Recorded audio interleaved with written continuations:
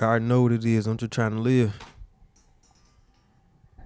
Oftentimes when you're in the streets, your enemies are just as dangerous as you. Ain't no damn streets. Just because you strike them first doesn't mean they won't come back at you with the same or greater ferocity. In this video, we'll be telling the stories of two rappers that died while carrying out attacks on their enemies.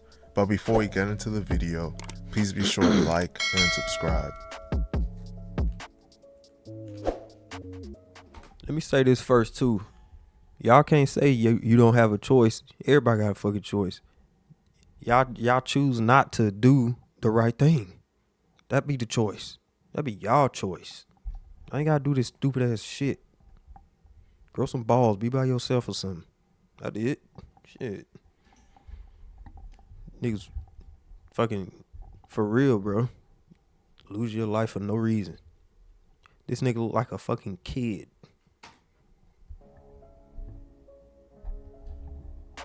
Earl Swavey, real name Earl Hatton, was a rapper / gang member from South Central Los Angeles. More specifically, he was from the Athens Park neighborhood. This was a rough area to grow up in as it was a gang-infested neighborhood with a high crime rate. This area was the home of the Athens Park Bloods. Their territory stretches from Figueroa Ave to Avalon Boulevard. The Athens Park Bloods Y'all don't get tired of being around niggas all day. I see one girl. have been running that area for over 4 decades, dating back to the 1970s. The area has been raided by the police on numerous occasions, most notably in 2009 when the police conducted Operation Blood Clout, in which 20 members of the Athens Park Bloods were arrested and large quantities of narcotics and firearms were seized. As you can imagine, Earl went through a lot of adversity growing up. His father was killed when he was just 2 years old, so he grew up in a single mother household. As a result, he had to grow up fast. Growing up in these rough circumstances and in this gang-ridden environment, Earl would get drawn into the street life. He became a member of the Athens Park Bloods. The Athens Park Bloods are allied with the Denver Lane Bloods and the Miller Gangster Bloods. They primarily beef with the Raymond Ave Crips and the East Coast Crips. As it goes in the streets, Earl went through many tough moments. But why? On one occasion, he got stabbed in the neck and narrowly survived his injuries. And on another occasion, he got shot but survived his injuries. Outside of the gangster lifestyle he was living, Earl was passionate about making music. His mother would play him old school music as a kid, and this would nourish a love of music in his heart. He initially started rapping after being inspired by his brother and his cousin, the famous rapper J-Rock that's a frequent collaborator of Kendrick Lamar. One day, Earl's friend named Buddha took him to the studio and gave him a beat to rap on. Earl used this beat to make his first ever song called Go So Hard. After this, he made another song with Buddha, then performed at a local rap show in Watts, and this gave him the motivation to pursue a rap career. Earl would go on to release numerous songs and mixtapes, and he started to build a buzz around his name. Eventually, one of the founding members of famous rap group ASAP Mob, named ASAP Yams, would discover him and become a big supporter. Yams wanted to sign him and help him reach new heights in the music industry. Yams took him to places like New York and events like Coachella to show him what the music industry is really like. Sadly, Yams would pass away in 2015 before he could sign Earl and help his rap career take off. In the years following, Earl would continue to release music, but he would never leave the streets alone. This would ultimately lead to a shocking death. Police say the suspect came up to the party and fired into the crowd, and at least 5 people were hit and injured. Someone from inside the party fired back and struck the gunman. He crashed his car a few blocks away and later died at the hospital. On January 9th, 2022, R.I.P. Earl bro, but and y'all a group need of Bloods. Y'all need to chill out with this shit, bro. Just stop fucking with it. Stop fucking with this shit, bro. It ain't cool no more. It ain't cool, even if you born in it.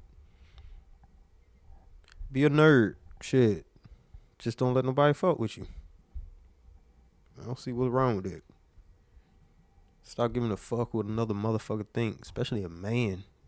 If you a man worrying about another man feelings, that's kind of weird. Went to a party in South Central. While at the party, they spotted some of their ops there, allegedly members of the East Coast Crips. After they spotted their ops, they left the party, then came back in a car and allegedly started shooting up the party from their vehicle. At least 5 people were hit by gunfire and dozens of shots were fired. As they finished shooting and attempted to flee the scene, someone from inside the party fired back and shot up their vehicle. Earl was the one driving and ended up crashing into a mobile home nearby after one of the bullets fired into his car went through his back and directly struck his heart. The 5 other people in the car with Earl survived their injuries. However, Earl would succumb to his injuries and be pronounced dead at just 26 years old. Unfortunately, the streets were too tempting for him. He's a fucking kid. Y'all think that's old. That ain't. You still a kid. You still a child. Your brain ain't even done developing. Some people like, oh, 25 it is. No, not really. Not really. That's why it take 40 years to be 40 years old. Y'all ain't old. That nigga was a kid, like I said. Him to leave behind. Obviously, Nadi Osama, real name Ethan Reyes, was born on January 17, 2000. Kid. I remember seeing a couple clips about him. Shit fucked up. That's why y'all need to stop fucking with this shit, man. 2008 in New York City. More specifically, RP him too, man. This shit fucked up. Harlem, New York. He was from the Sugar Hill section of Harlem and built a name for himself there. Despite his young age, Nadi was gangbanging and in the streets. He was a member of a Sugar Hill-based gang called the OY. The OY beef with various factions throughout the Bronx and Harlem. They beef with the YGs, Drilly Gang, DOA, Tuwu, 9 Rack, and the OGs.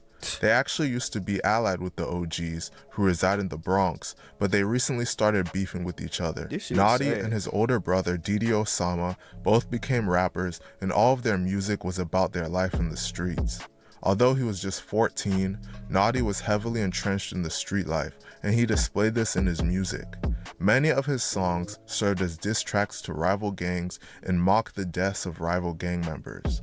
Sadly, Nadi would never get the chance to turn his life around as the streets would catch up to him. On July 9th, 2022, Nadi and 2 of his friends were walking down 137th Street and Broadway when they came across a 15-year-old rival gang member named K-Dot, who went into the train station to catch an uptown train. K-Dot was an affiliate of the gang 9 Rack, which, as I mentioned earlier, has beef with Nadi's gang, the OY. Nadi grabbed a broomstick and he and his friends followed K-Dot into the station. They cornered him at the north end of the platform, then Nadi hit him with the broomstick. In an act of self-defense, K-Dot pulled out a knife and lunged at Nadi, striking him in the abdomen with the blade. One of Nadi's friends also swung a sharp object at K-Dot, then Nadi, despite having been stabbed, pushed K-Dot onto the train tracks where he landed on his back. K-Dot then climbed up and fled the station as Nadi staggered down the platform and collapsed on the staircase. Nadi sustained a serious injury to his liver as a result of the stabbing and would ultimately pass away a short time later as emergency medical services transferred him to a hospital. Nadi would be officially pronounced dead at just 14 years old. K-Dot was arrested a few hours later, and he was interviewed by NYPD detectives and DA investigators. He was also treated at a hospital for an injured back and 2 punctured wounds to his left hip that were sustained in the altercation. K-Dot was initially charged with second-degree murder for this, but prosecutors downgraded the charges to first-degree manslaughter after learning Nadi had cornered K-Dot and confronted him with a broomstick. In the end, all of K-Dot's criminal charges were dropped as prosecutors were not confident they could disprove beyond a reasonable doubt that he acted out of self-defense. Following Nadi's death, his brother, Didi Osama's music career really started to take off, and he has made sure to honor Nadi's life every step of the way. Stay out of the streets. 2 lives are gone due to completely unnecessary situations fueled by what I just said, man. Y'all gotta get out this shit, bro. Cause guess what's gonna just keep on happening? Y'all just gonna keep dying, and niggas like me gonna keep making videos and getting paid for it. I'm just trying to live.